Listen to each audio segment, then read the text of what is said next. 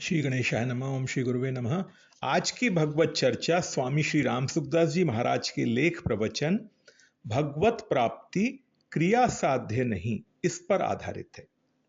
स्वामी जी कहते हैं, एक बात विशेष ध्यान देने की है, जिसको मुक्ति, कल्याण अथवा भगवत प्राप्ति कहते हैं वह स्वतः सिद्ध है, क्रिया के द्वारा सिद्ध होने वाली चीज नहीं है। यह बहुत विलक्षण बात है।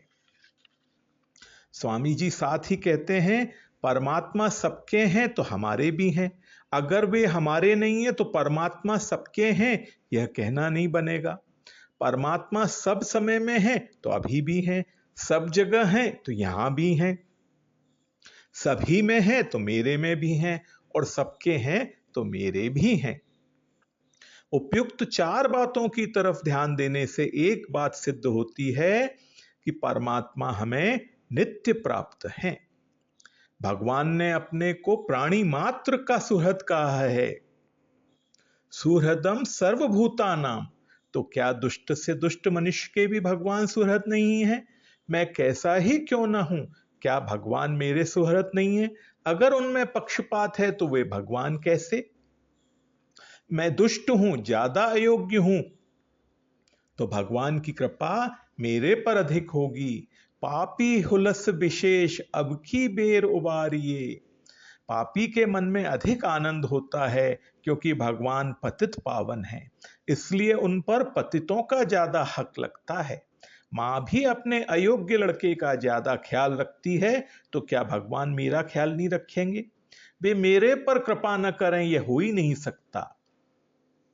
इसलिए भजन ध्यान करते हुए, नाम जप करते हुए इस बात पर विशेष ध्यान दें कि जिह्वा में, नाम में, श्वास में, मन में, बुद्धि में, अंतःकरण में, शरीर में, सब जगह परमात्मा परिपूर्ण है, पूरे के पूरे विद्यमान हैं, वे सब में लबालब भरे हुए हैं। अब यह शंका होती है कि जब वे परमात्मा सब में है, सब जगह मौजूद हैं, तो फिर नाम जप क्यों करते हैं? नाम जप इसलिए करते हैं क्योंकि नाम जप के बिना हमारे को संतोष नहीं होता, इसलिए करते हैं। सनकादिक ऋषियों की एक बात बताएं, वे चारों भाई एक समान ही ब्रह्म ज्ञानी हैं। उनमें एक तो भगवान की कथा सुनाता है और बाकी तीन कथा सुनते हैं। इस प्रकार ब्रह्म ज्ञानी होते हुए भी वे भगवान की कथा कहते रहते हैं, क्योंकि भगवान की कथा ही ऐसी है। आत्मा रामस्य मुनियो निर्ग्रंथा अप्युरुक्रमे कुर्वन्ते हेतु किम भक्ति मित्थ भूत गुणो हरि ही। ज्ञान के द्वारा जिनकी चित्त जड़ ग्रंथि कट गई है, ऐसे आत्माराम मुनिगण भी भगवान की निष्काम भक्ति किया करते हैं, क्योंकि भगवान के गुण ही ऐसे हैं कि वे प्राणियों को अपनी ओर खींच लेते हैं। भगवान है ही ऐसे कि उनके भजन के बिना साधक रह ही नहीं सकता। उतना रस, उतना आनंद कहीं है ही नहीं, हुआ ही नहीं, होगा ही नहीं और हो सकता ही नहीं। इसलिए हम उनका भजन करते हैं।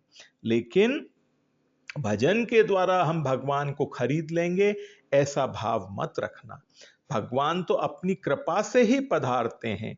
भजन, ध्यान, नाम, जप, कीर्तन आदि में हमारा अनन्य प्रेम होना चाहिए, कारण कि हमने संसार में आसक्ति, प्रियता करके बड़ी भारी गलती की है। अब इस गलती के संशोधन के लिए हमें भजन, ध्यान, नाम, जप आदि करना है।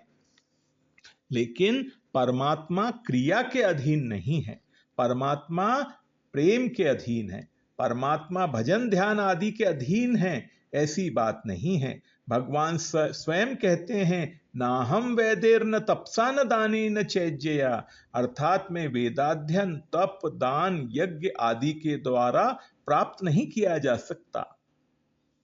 अर्थात प्रवचन से, पंडिताई से, बहुत शास्त्रों का बोध होने से परमात्मा नहीं मिलते।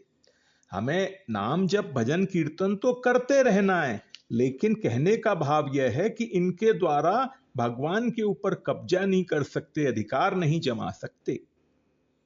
साधन करके भगवान पर अधिकार नहीं किया जा सकता। उन पर अधिकार करने का एक तरीका है, वह तरीका यह है कि सर्वथा भगवान का ही हो जाए। तन, मन, वचन, विद्या, बुद्धि, अधिकार आदि किसी का किंचित मात्र भी सहारा न लेकर केवल भगवान का ही हो जाए तो भगवान उसके वश में हो जाएंगे। अगर कोई बहुत अच्छा पहलवान हो लेकिन उसके प्रतिद्वंदी पहलवान को उस पहलवान की एक कमजोरी मालूम पड़ जाए तो वो उसको हमेशा हरा देता है प्रतिद्वंदी। इसी प्रकार हमें भगवान की एक कमजोरी पता होना चाहिए कि वो केवल प्रेम के अधीन है, अनन्य भक्ति के अधीन है।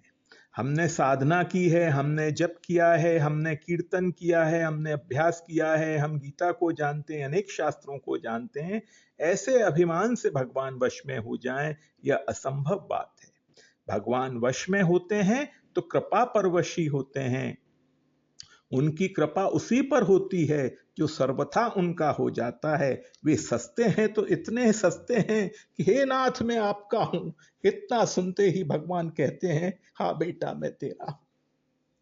आप कितनी ही विद्या बुद्धि योग्यता आदि लगा लो, उससे आपका ज्ञान बढ़ सकता है, आप में पवित्रता आ सकती है, पर उससे भगवान वश में हो जाएं, यह बात नहीं होगी। भगवान हमारे हैं और हम भगवान के हैं, यह सच्ची बात है। इसलिए भजन ध्यान करते हुए इस बात को विशेषता से याद रखें, भगवान अभी हैं, यहां हैं, मेरे में हैं और मेरे हैं। जैसे बालक मानता है कि माँ मेरी है तो वह माँ पर अपना अधिकार जमाता है। माँ इधर उधर देखती है तो उसकी ठोड़ी पकड़ कर के कहता है तू मेरी तरफ ही देख, बस। अतः माँ को उसकी तरफ ही देखना पड़ता है। ऐसे ही हम भगवान से कह दें कि हम तुम्हारे हैं, तुम हमारे हो, इसलिए मेरी तरफ ही देखो। संतों ने कहा है, न मैं देखूं और को, न तो ही देखन देऊं, मैं और को देखूंगा नहीं और तेरे को भी दूसरी तरफ देखने दूंगा नहीं। ऐसे होने पर भगवान वश में हो जाएंगे। हम जो दूसरी तरफ देखते हैं यही बाधा है। एक बानी करुणा निधान की, सो प्रिय जाके गति न आन की। शास्त्र सम्मत बात है कि क्रियाओं के द्वारा भगवान पर कब्जा नहीं कर सकते, कितनी ही योग्यता प्राप्त कर लें।